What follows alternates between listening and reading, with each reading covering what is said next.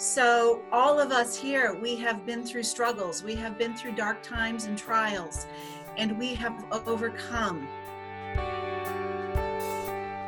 To bring an awareness of the importance of families to have hope and to be well, and to really be looking out for those signs when there's any family member that may be falling into a level of emotional unwellness.